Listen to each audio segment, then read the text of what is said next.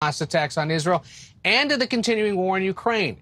CBS News has learned the White House is preparing to ask Congress for roughly $100 billion over the next year, and that would include ensuring Israel's Iron Dome missile defense system is fully supplied. The president's request for aid will be stuck on Capitol Hill until Republicans agree on a new House Speaker.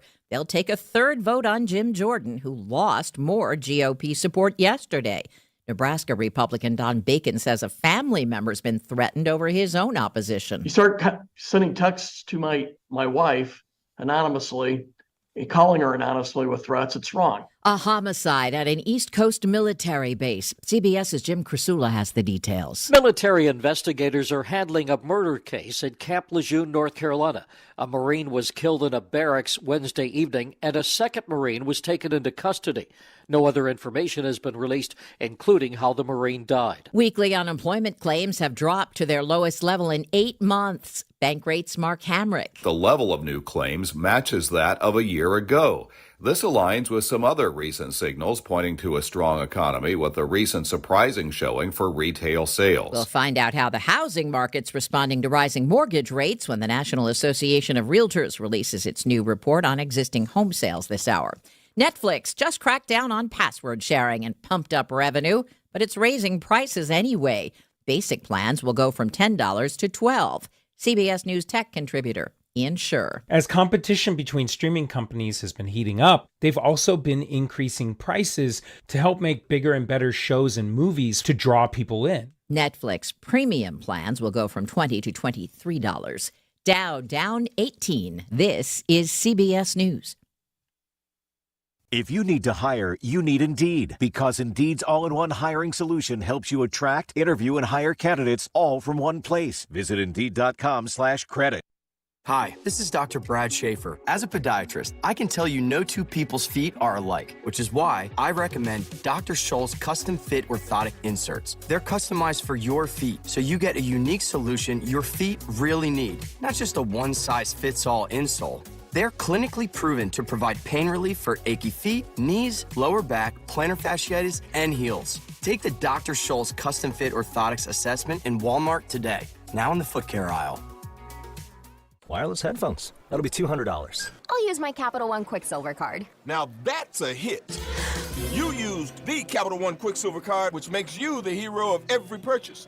With Quicksilver, you earn unlimited 1.5% cash back on every purchase everywhere. I wanted running music, but unlimited 1.5% cash back is pretty heroic. Good instincts. Every hero needs a theme song. The Capital One Quicksilver card. What's in your wallet? Terms apply. See CapitalOne.com for details.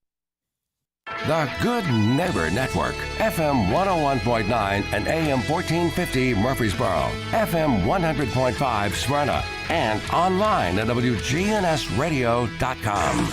This is the Roundtable. A look at the news, views, politics, and people that are shaping Rutherford County. Good morning. This is Bill Kraus on the Roundtable on a beautiful Thursday morning. A little cool in the mornings, but a wonderful Thursday morning. We are indeed very, very fortunate to have with us our Congressman for Rutherford County and the surrounding area, Congressman Scott DesJarlais. And we may have a short interview depending whether the Congressman gets the call for another vote for the Speaker of the House. Good morning, Congressman. Yeah, good morning, Bill. Good to be with you.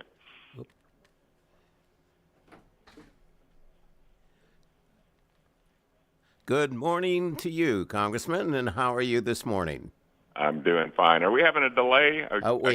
We had a slight delay, but now we're back on and everything is good stead. And I do understand that you may get the call to have to go take the vote on the Speaker. Any prediction?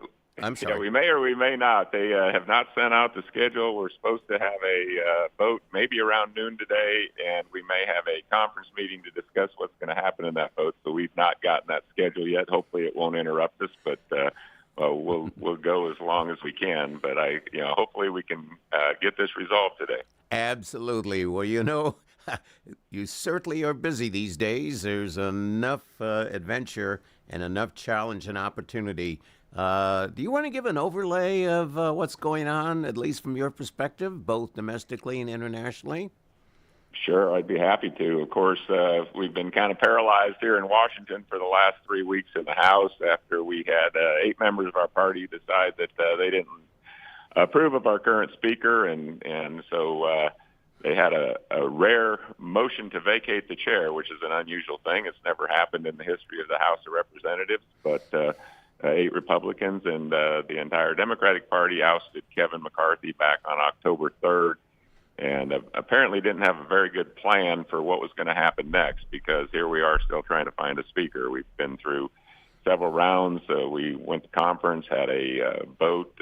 Steve Scalise was nominated, but it was determined that he wouldn't be able to get the necessary 218 votes on the floor after a couple of days of wrangling, and so he withdrew. And then we had another speaker election in the Republican conference, and this time Jim Jordan prevailed, and he went to the floor and didn't get the 218 votes, and we did that again yesterday, and it actually got a little worse, and there's a chance that we'll have a third vote today. As you remember, back in January, it took 15 votes to get a speaker. So we're kind of in a tough spot at a time when things are going on all over the world. So we'd like to get this resolved.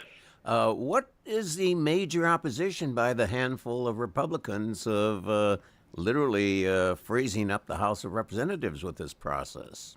Now, it's kind of hard to understand. 96% of the Republican conference was in support of Kevin McCarthy, and it's a tough job when you have a very narrow majority. It's been rare in Washington where you only have a 4 or 5 seat majority, meaning you pretty much have to have everybody on board if you're going to pass something that would be deemed partisan. Both sides of the aisle now have people that, I hate to use the word extreme, but there's fringes on both sides of the party that see things differently than the majority, and that can paralyze if you can't find a way to come together. And we have a very diverse Republican conference. We had 4 new members come in from New York. They obviously vote a little differently in a blue state than we do in a red state like Tennessee. And so the swing state voters have difficulty supporting certain legislation that those of us who are more conservative support. And so you get these divides within the conference. The important thing is that you work that out as a team and you come up with the best solution to move forward with. And so we've been dealing with that dynamics, and Speaker McCarthy dealt with that. You might get 95% of the people that agree, but if 4 people don't, and none of the other party agrees, then you're kind of at a stalemate. And that's the way it's been going. In the years I've been here, we've never had that slim of a majority. So it's tough sailing, and you just have a lot of different personalities, a lot of people that were new here that maybe haven't learned how to get along, but it's a growing process.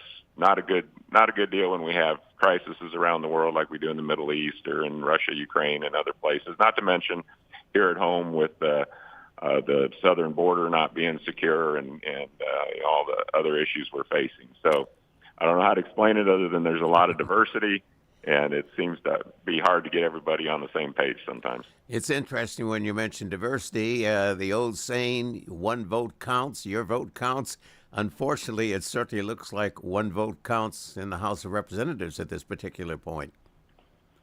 Yeah, no, I mean, I agree there, and so we need to do a better job. It's the country is very divided, and that's unfortunate because it seems like there's a lot of things we can all agree on together, whether you're Democrat or Republican. I do that all the time on the House Armed Services Committee. We unite on most issues there when it comes to our national security.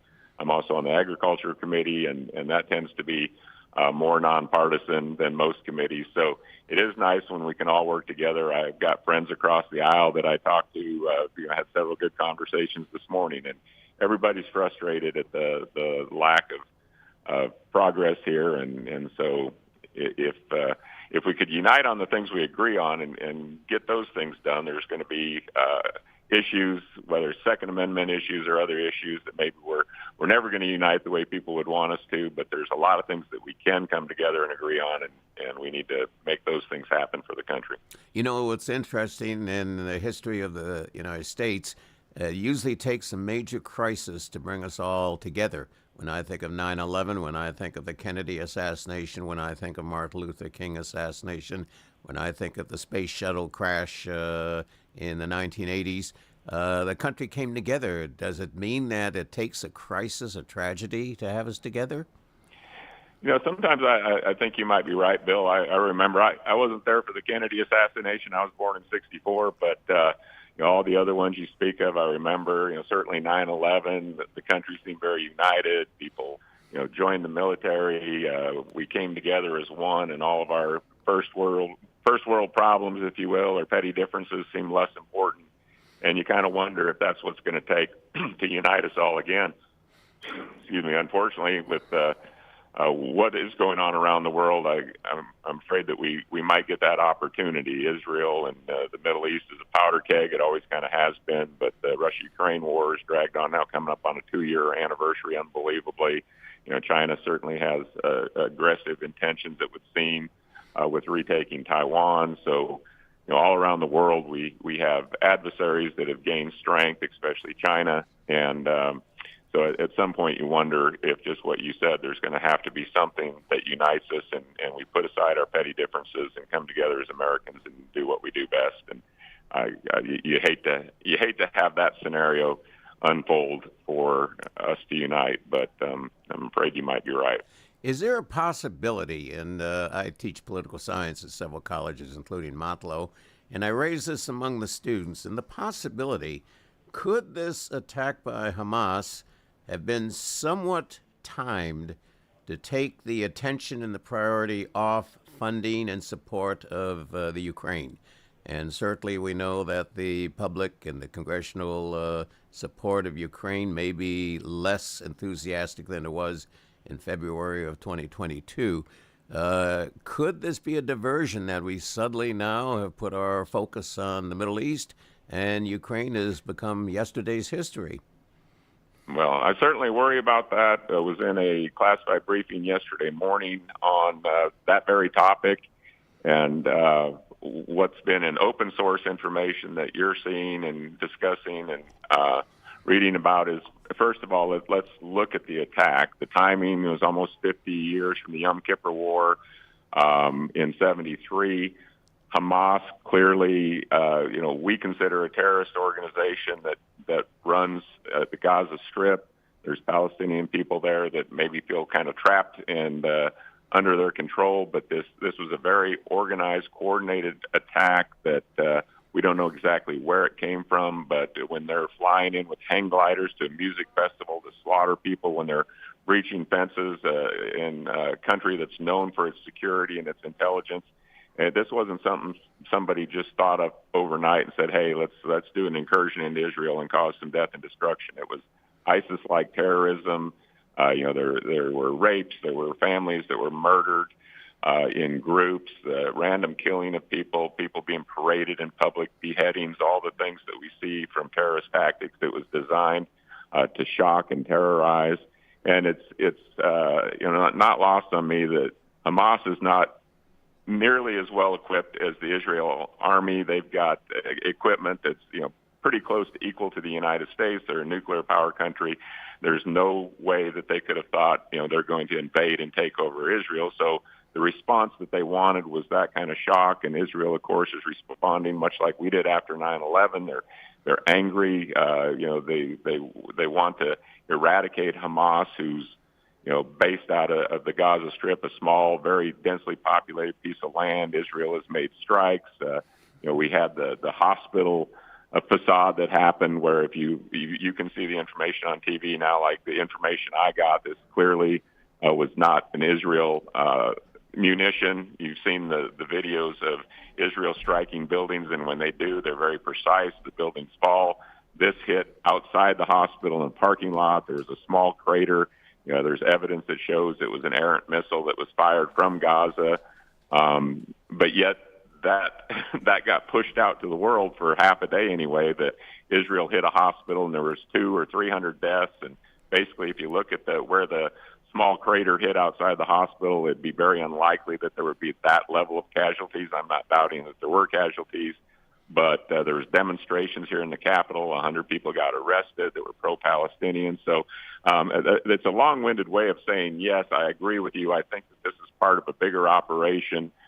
Israel was working on a peace plan with Saudi Arabia, and I think that unsettled some of the other folks in the area. So are they trying to draw Hezbollah from the north into the fight? Are they trying to draw Iran into the fight? And I guess you said you asked your students, what are they thinking? It might be interesting to hear their perspective. Well, one of the interesting things, and I haven't heard this, and I've got to say, in over 30 years, in 2 different classes, students were asking, does this all mean that the draft is going to be reinstated?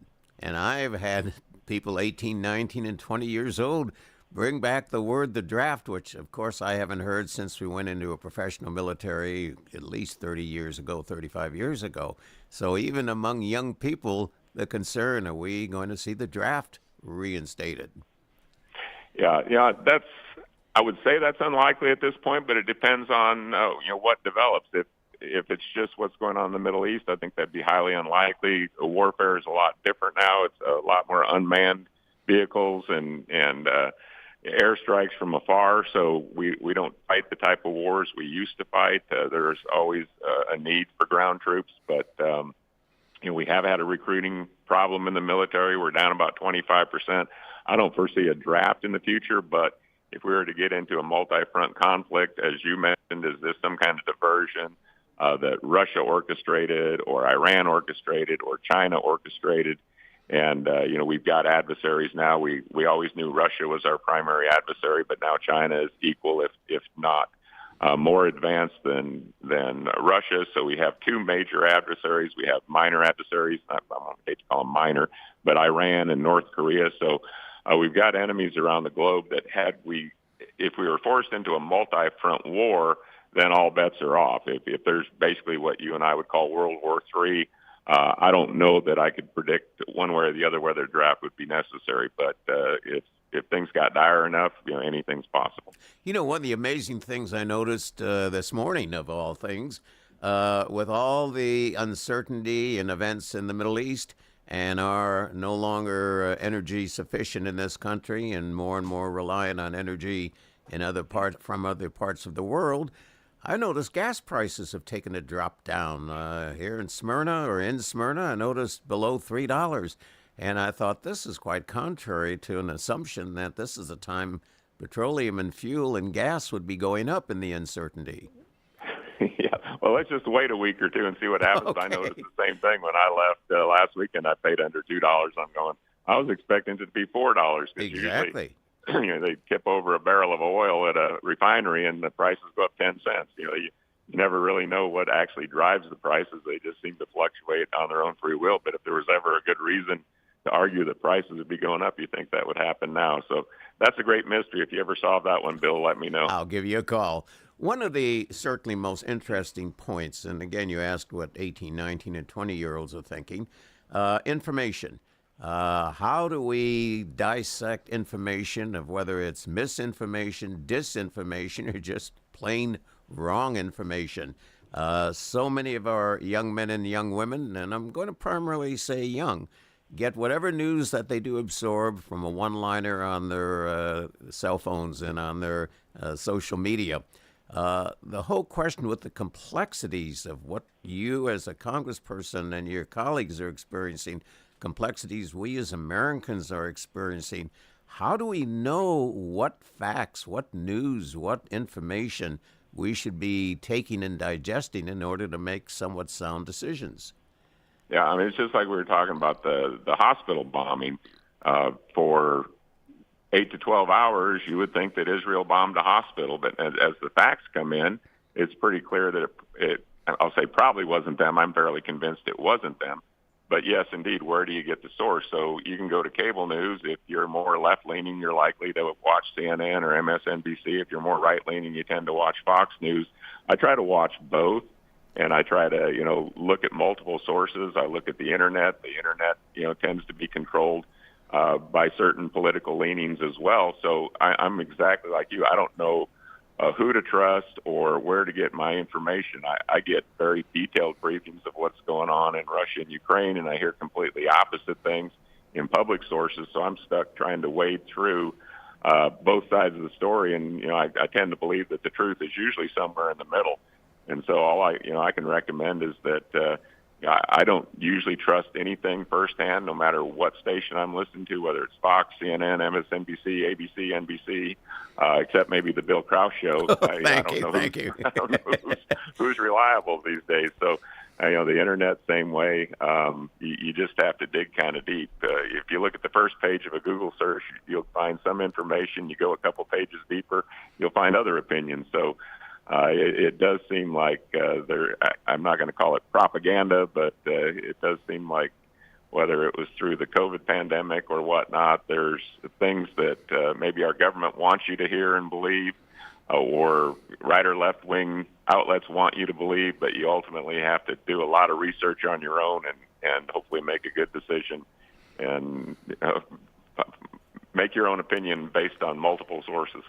We're going to take a little break right now in order to pay the bills, but we are having a delightful visit with our Congressman, Scott DesJarlais, and we'll be right back.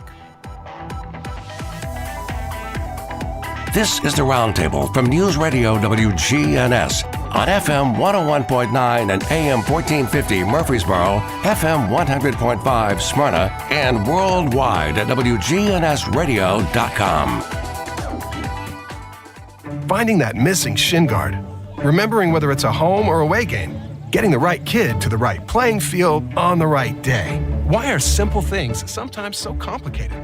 Thankfully, with auto owners, insurance doesn't have to be one of them. We work with independent agents who keep insurance simple so you can worry about more important things, like not being that fan. Oh, come on, Ref! That's simple human sense. Rayburn Insurance in Smyrna. Come see me, Rick Hall, at Rayburn Insurance in downtown Smyrna today.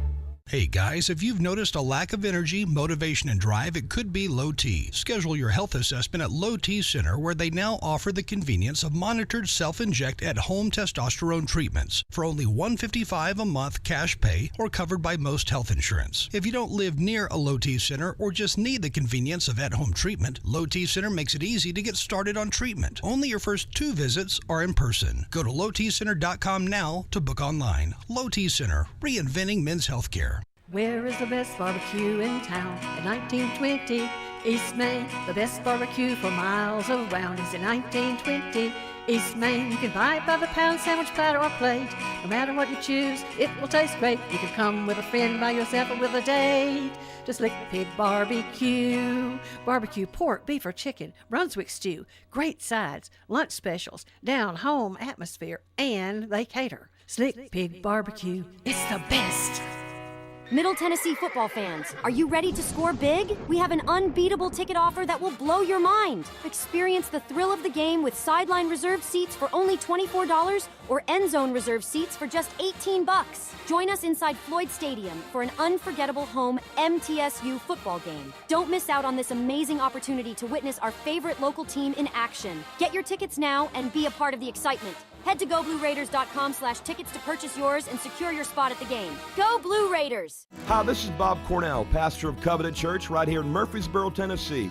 The answer that you've been looking for is found in Jesus and what he accomplished at the cross. You see, Jesus changes lives from the inside out. We would love for you to join us at Covenant Church, located at 1124 Brinkley Ave right here in Murfreesboro. We have services Sunday morning at 10:30 a.m. and Tuesdays at 7 p.m. You can learn more about us at our Cornell Ministries YouTube channel. We want you to grow in Christ at Covenant Church. Good neighbor weather. We'll see a few spotty rain showers possible late this afternoon. Partial sunshine develops, a high in the low 70s. Southwest winds at 10 to 15 miles per hour, gusting as high as 25. I'm meteorologist Jennifer Wojcicki on News Radio WGNS. Currently, it's 60. This is a paid legal ad. When a family member is lost as a result of someone else's negligence, the grief can be unbearable. It also leaves you with a lot of questions like, how did this happen? Who's responsible? And is my family going to be okay? That's a lot to go through, but with the law offices of John Day on your side, you don't have to go through any of it alone. We understand what you're going through, and we have the experience to get the answers, justice, and compensation your family deserves. Call the law offices of John Day. This is the Roundtable from News Radio WGNS on FM 101.9 and AM 1450 Murfreesboro, FM 100.5 Smyrna, and worldwide at WGNSradio.com. Hello again, Bill Kraus on the Roundtable on a lovely Thursday morning, having a delightful visit with our Congressman, Scott DesJarlais. Congressman, I'd like to kind of turn the direction to tell us your background. Born where, schooled where you practiced and so forth, and what got you interested into the political process? Okay.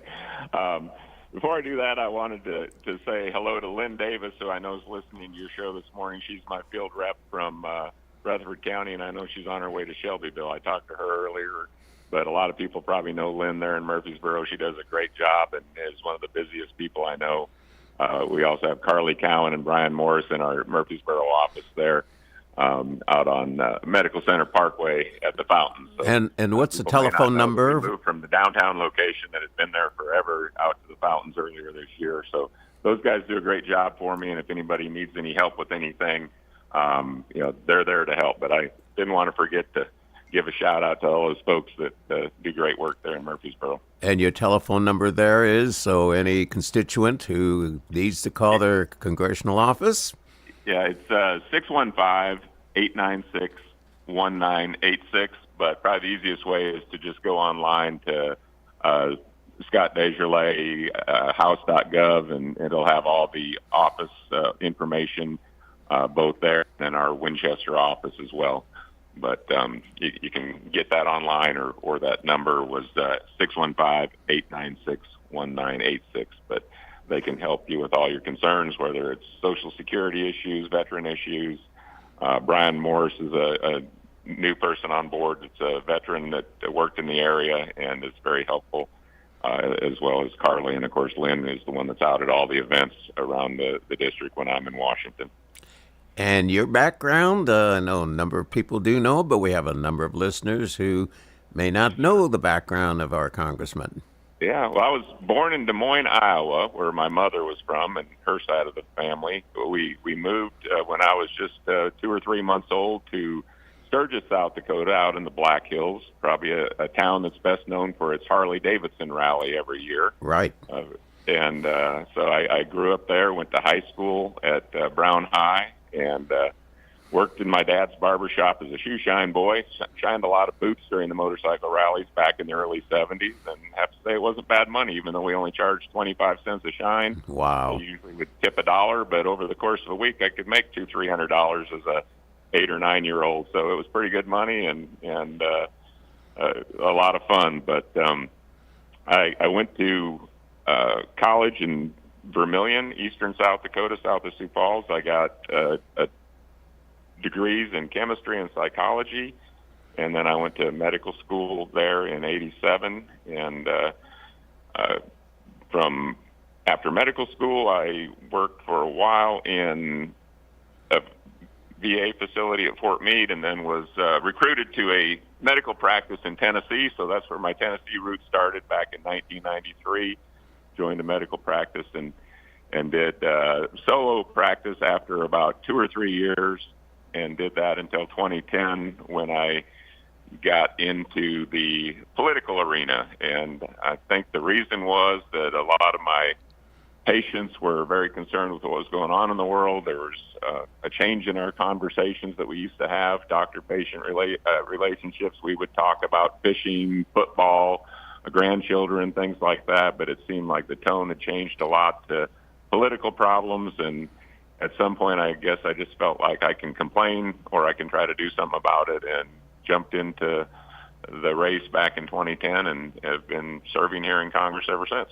It's been 13 years. That's certainly hard to believe. Wow. Yeah, fantastic. You mentioned one thing about being recruited as a doctor.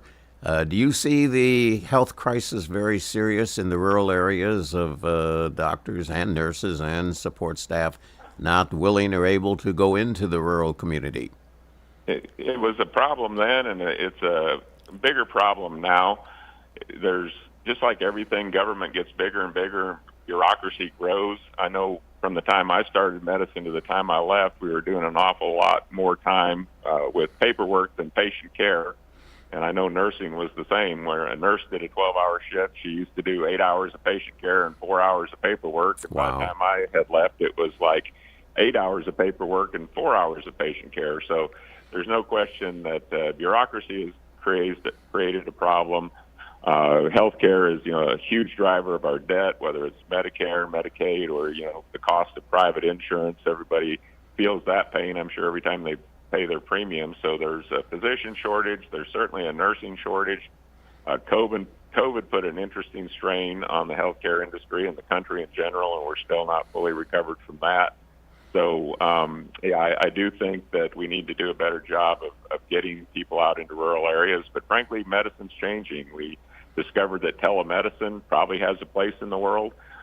When I saw patients in the clinic, I would see 30, 40 patients a day in the clinic, and then I'd go into my office and I'd do another clinic basically on the phone talking to people who I couldn't get in for visits. So we did telemedicine back then. It was just we didn't get paid for it. So now doctors, during COVID, when people couldn't come in, we're doing a lot of medicine over the phone. I don't think it substitutes for having a patient in the exam room where you can actually do a good exam and do a good history, but it may be the future where we may see more telemedicine in the future to help with the physician shortage. But there's been an extension of physician assistants and nurse practitioners to help relieve some of that problem. But I talked to a lot of people that seem to be frustrated with the fact you used to go to your doctor and have your appointment. You usually came home with some kind of answer or solution. Now it seems like it just spawns a whole bunch of further exams or specialists. You go to your family doctor and you get referred to a pulmonologist or a nephrologist or a cardiologist, and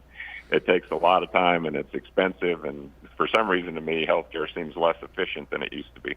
And I hate to date myself, but believe it or not, I can recall way back as a small child when doctors made house calls, and the doctor usually drove a black Packard and came to the house and made house calls, and he had good medical care.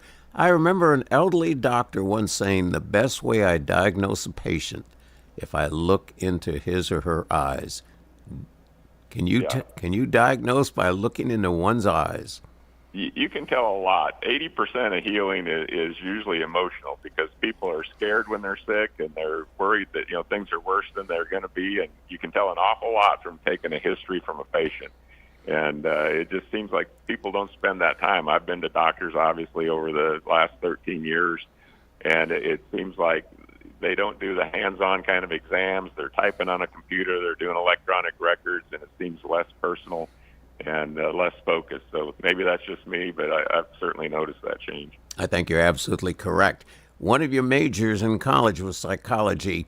How would you evaluate the psychological health of America today, and what strategies, techniques, and prescriptions might be in order for us to improve our psychological health?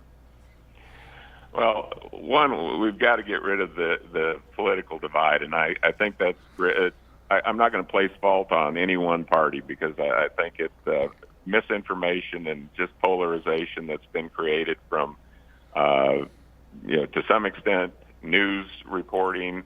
There's polarized candidates that we've had that, you're either on the good guy side or the bad guy side, and there doesn't seem to be middle ground. And, I guess I probably cut my teeth in politics being considered pretty far right and pretty conservative, and I think that I haven't really changed in terms of principle and the way I vote. I have learned to change my strategy, because if something continues to fail and not work, you've got to find other ways. So I think that people have got to accept one another. There's a lot of things going on. We talked about diversity, the whole diversity, equity, and inclusion, the wokeness that's going on.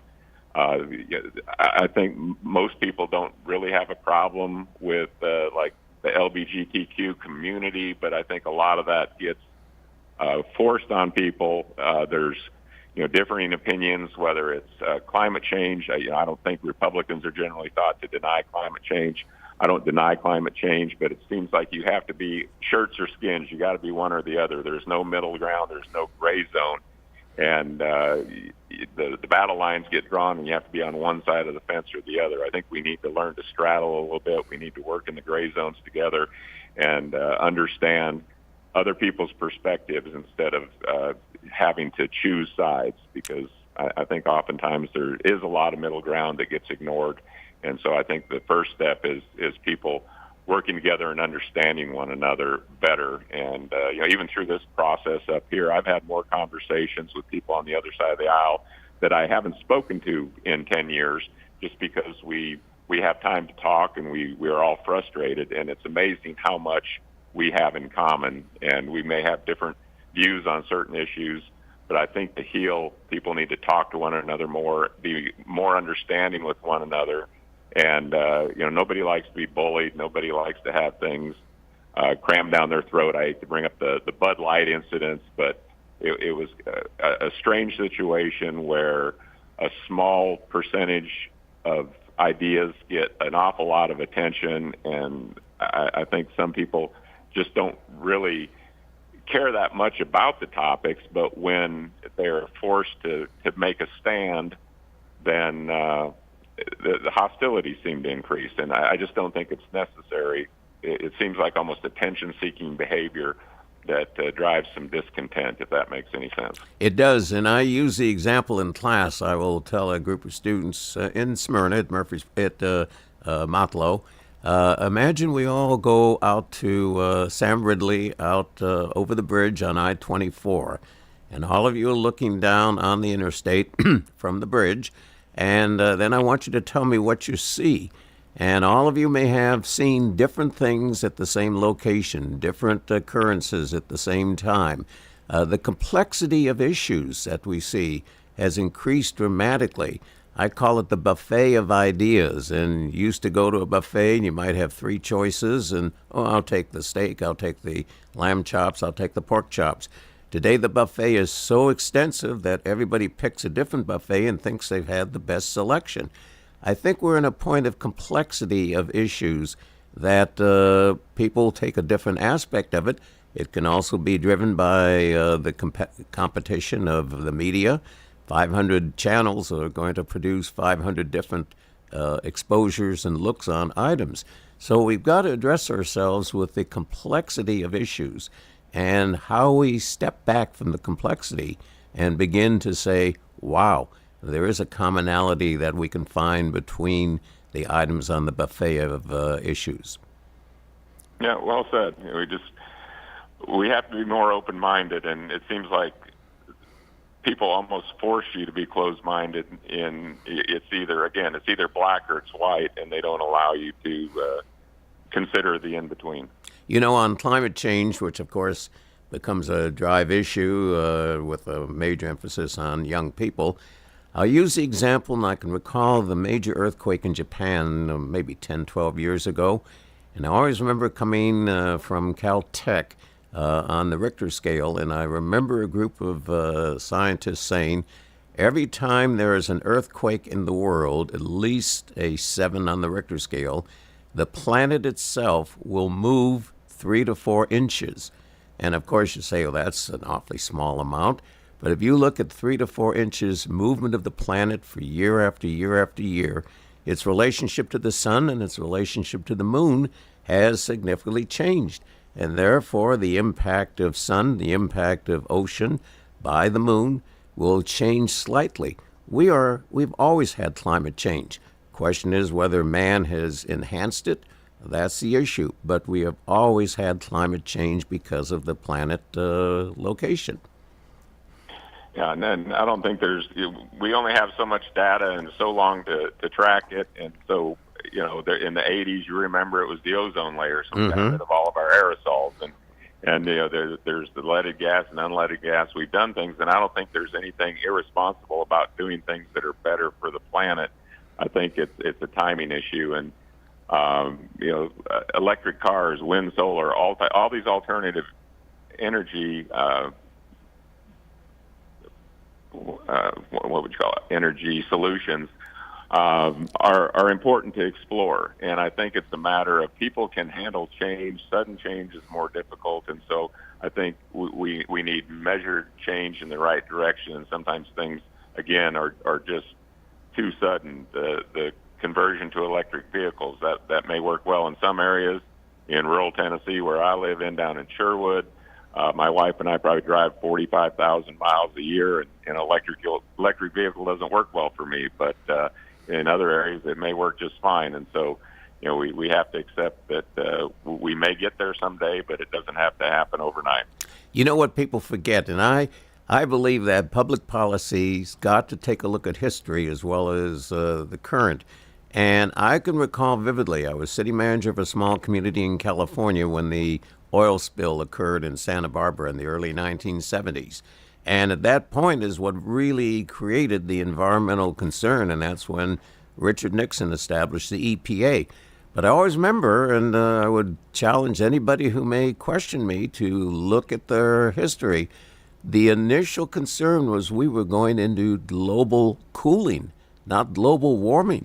And there was a lot of prediction of ice age, and that, quote, we were going to be getting colder with the Arctic and the Antarctic becoming more ice-driven and so forth. So it was interesting how you're absolutely correct. Information and science is important if it's proper. Right. And it becomes a trust factor. Some people, you hear information and it's proven to be true, and then when you hear information that's untrue, you lose trust in whatever that source is. I think, not to pivot back to COVID, but I never looked at COVID as a political issue. I looked at it as a medical issue from the perspective of a physician, not a politician. And as I tracked it early on, obviously, elderly people were dying at an alarming rate. This was killing elderly people that were sick. And when they came out with a vaccine, I took a vaccine early because as a doctor, I thought, I need to show by example. I was in my 56, 57, but had a history of cancer. And it seemed like at the time that was the thing to do. But now as you started to go down, does this work equally for 20-year-olds or young children? You kind of had to follow the numbers and the facts. And I always felt like I was doing that. And when I would get information, whether it be from the United Kingdom or out of Israel or other studies that differed with what we were seeing here in the United States, maybe in terms of how about someone who'd had COVID and they had natural immunity? Do they still need the shot? And information I was getting, I would post on Facebook, my official government Facebook, and I would get the big censored banner, and they would take it down and say, go to CDC for real information. Well, almost, I would say everything that I posted from a medical perspective on my Facebook was later proven true. So that type of thing builds mistrust within the government. So I was not a vaccination denier. I recommended that certain groups get the vaccine, and I had problems with ivermectin and some of the things that were being picked up from co-ops. And, so I was very blunt with people on that, and it angered some people, and some people cheered me on. But the point was I wasn't trying to be political with it. I wanted people to be safe and to be healthy. But throughout that, there were so many things between the mask wearing and whatnot that, or keeping kids out of school, that drove discontent. And, that's happening within our government. So I think it was a great illustration. We hadn't had a pandemic like that in almost 100 years. So we learned a lot of things. We did some things right. We did some things wrong. But you need the government or whoever's in charge to step up and say, well, we were right about this, but we were wrong about that. And it seems like that doesn't happen, and we're still muddling through that. But I bring up that whole example to talk about the mistrust and what's happening in our society and why things are so polarized. So we have to be honest and we have to be transparent, and I don't think we get enough of that from the top down. I always raise the question. We'll be taking a break shortly, but I always raise the question with an estimated 1 million people plus recorded to have died related to COVID. I ask the question, especially among the senior who is in a caregiver facility, et cetera, who has cancer, diabetes, heart issues, and so forth.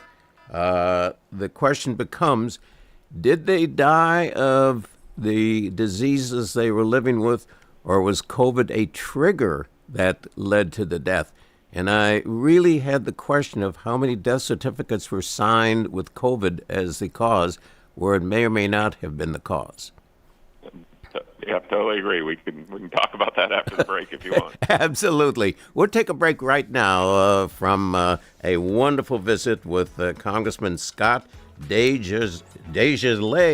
And Really find it challenging, interesting, and certainly most informative. WGNS is powered by Middle Tennessee Electric. United Communications is MTE's internet company, serving homes and businesses throughout the mid-state with super fast and reliable fiber internet service. Find out more at mte.com/internet. Medicare open enrollment is here. Do you want to sit down with someone and review your coverages for the upcoming year? We'd love to see you. Call Cover My Assets Insurance Group today so we can make an appointment for your policy review. Our services are free and we can even come to you. We are a local agency that puts our community first. Find us on Facebook or visit our website at covermyassets.com. That's covermyassets.com. Hi, this is Chip Walters with Exit Realty Bob Lamb & Associates. You might know me as the voice of the Blue Raiders, but I want to be your trusted advisor in real estate. Whether you're buying or selling, it's time to choose Chip. Do you have a growing family and need to upsize? Are you an empty nester now and need to downsize? Are you thinking of selling your current home but just worried you can't find something else? Well, it's time to choose Chip. I'm looking to be your trusted advisor in real estate. I'm Chip Walters with Exit Realty Bob Lamb & Associates. This is Mike Cutter, owner of the award-winning family-owned home care agency, Honey Hill Home Care, the non-medical home care agency for seniors in Murfreesboro. Don't let worry consume your family. Experience the difference at Honey Hill Home Care. Check us out online, honeyhillhc.com. Here at Bud's Tire, we make buying Michelin tires simpler. I'm Allison Mitchell with Bud's Tire Pros. We offer a straightforward approach to service, including nationwide warranties with every purchase. Stop in today to see our full lineup of Michelin and BF Goodrich tires. For whatever you drive, Michelin and BF Goodrich have a tire to fit any need. Bud's Tire Pros, hassle-free, guaranteed. We're located on East Main Street, exactly 3 miles from the town square, 1 mile past Rutherford Boulevard. Visit us online at budstirepros.tn.com. Get pharmacy services with a cherry on top from Reeves Sane, Murfreesboro's hometown pharmacy since 1980 at 1801 Memorial Boulevard and at reeves-sane.com.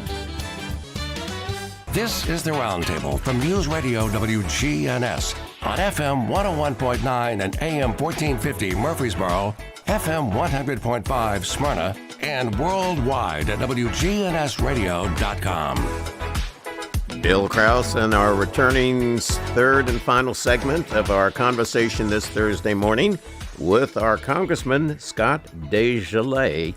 And we were just talking about signing death certificates for COVID-related illnesses. Yeah, we don't know what the actual numbers were. I mean, certainly COVID is real. It definitely played a factor. I know people, you probably know people that I was stunned when they were diagnosed with COVID and died. They were generally healthy people, but certainly there were a lot of people who did have cancer or heart disease or end-stage pulmonary disease that got COVID, much like you might get the flu, and people tend to succumb when you're already compromised in other ways. So we don't know how those numbers were skewed. I'd heard reports somebody was killed in a motorcycle wreck on the highway, and they tested positive for COVID, so the death certificate said COVID. But, that's probably an extreme case. I don't think there's any denying that there were a large number of COVID deaths. But the thing I get into is just the transparency about the process. And, later on, natural immunity was shown to be as effective as the vaccination. And there was young people who got vaccinated that probably had more side effects from the vaccine than they would have from the disease itself. And there's pros and cons to that. There's right and wrong to all that. But I just don't understand why, we couldn't be honest about it. Instead, we were kind of treated like sheep. Don't question us. Just go along, do what we say. You're out on a basketball court or a tennis court. You should be wearing a mask, and none of that made any sense. You had to wear a mask to get in a restaurant, but once you're in the restaurant, you could take the mask off. So there were things that defied logic that I think drove people crazy with COVID. And so, again, the mistrust in government makes it a little harder for people to understand and accept. From your perspective, what do you see in the next year for the economy? That's actually, I'm glad you brought that up, just because in Tennessee, I had workers from Nissan in Smyrna and Deckard down in Franklin County that were in the office. And almost everyone that comes into my office has issues with workforce and workforce development. So, the unemployment rate in Tennessee is low. There's companies moving from all over the country into Tennessee.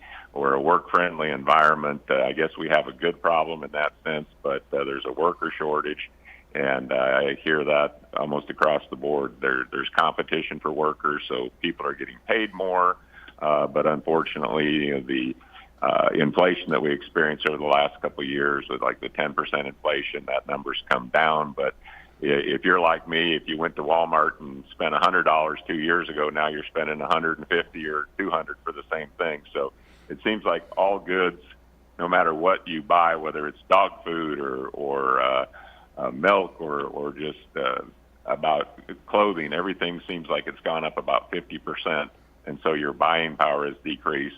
So it makes things difficult. I hear numbers anywhere from 7,000 to 10,000 more per year per family just on things that we were buying a year or two ago for a lower price. So it's put a strain on families, but there is a lot of good jobs out there right now and a need for more workers. So in Tennessee, I think we have a good problem when it comes to that. I do worry about on the workforce, and that's a very big program and objective at Motlow State on training workforce. But I do worry, since COVID, the amount of people who were working from home to ultimately get them back to the workplace 5 days a week. You take a person who no longer has daycare costs because they've got the child at home or the children at home, and they're working from home. They no longer have commute costs, gas costs. They no longer are eating lunch at the workplace, and they're saving a significant amount of money. So the query will be, as an employer, prospective employer, comes to this particular part of Middle Tennessee, will the workforce be willing to leave the home and come to the job place? Yeah, and then Motlow has done a phenomenal job. I've visited several facilities. Their mechatronics yes. And whatnot has been very helpful to create that workforce that we need. But you're right. I think one of the shift managers from Nissan said that before COVID, they might be short 2 to 3 workers on an average night, and now it's 10 to 15 because people just never recovered after COVID, that they got used to a certain lifestyle, and it's hard to get back on track. And so, that did create a problem in the work ethic. I don't know if that's changed, but employers are struggling to fill positions, and it seems like the workers can say, well, I'll work Tuesday, Wednesday, and Thursday from 10 to 4, and employers are having to take it because they don't have any other options. So it is strange what happened through that process, that when people were driven home, our school children are behind on scoring because of the learning deficits that occurred. In rural Tennessee, not everybody had internet, so they couldn't function the same way. And it really created a lot of big problems. It created financial strain when you basically pay people not to work and put money into the communities the way we did. There's a certain learned behavior that I think you're referring to that's been hard to get rid of, and the costs will continue to haunt us for some time to come. Speaking to your constituency in this area, and first let me take this moment to say I greatly, greatly, greatly appreciate your taking the time, especially out of the schedule you've got right now and the challenges, taking the time out of your schedule to be speaking with the people of your district. Most hopefully that I can be calling on you often. I don't mean every week, but often, every several months, for an update, because this is so informative. We've got thousands of listeners out there who are hearing their congressman, and we thank you for this. What would you say to the people of this area? Remain optimistic, remain hopeful, look to the brightness of the rainbow coming forth. Do you want folks to have a sense of motivation and optimism? Yeah, I mean, this is America, and we're going to land on our feet. We're going through tough times. We've been through tough times before. You're referring to things that the doctor showing up in a Packard. That was before my time, but you remember the Vietnam War and the gas crisis and the hostage crisis in the 70s.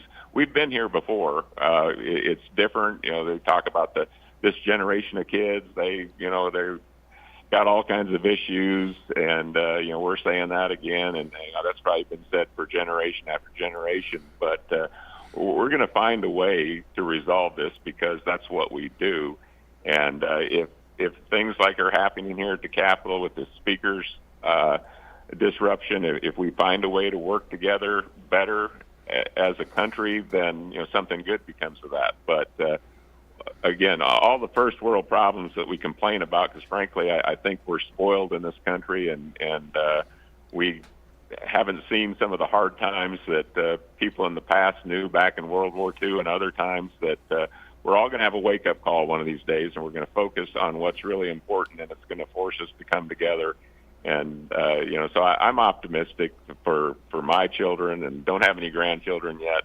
But, I think that we definitely have better times ahead because we'll find a way to unite when we have to. For some reason, there's just been a period of time here where we've been allowed to drift apart a little bit as Americans. But, we've got to find a way to resolve this, and I believe that we will. I'm optimistic in that sense. And, we have great folks in Tennessee. I'm blessed to represent the 4th District, and I appreciate you having me on my show, and call-ins are much easier for me on my schedule. It's something I'd be happy to do. I don't always have an hour. In fact, the conference we had just got called for 11 o'clock, which is in about 5 minutes, so that worked out perfectly this morning. And I've enjoyed visiting with you, Bill. We covered a lot of ground, but hopefully we can do it again here one of these days. Thank you so much, Congressman Scott DesJarlais, who represents the 4th District, represents the people of this area. We appreciate you. Keep up the great work. May you pick a speaker sooner than later, and may the issues and problems of the world be resolved successfully. Thank you again. We'll see you all next week.